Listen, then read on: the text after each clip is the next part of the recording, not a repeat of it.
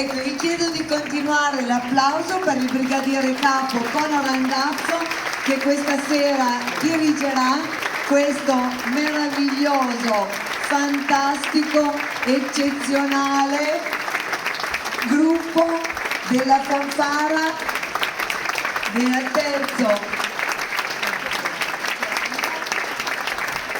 terzo reggimento Carabinieri Lombardia.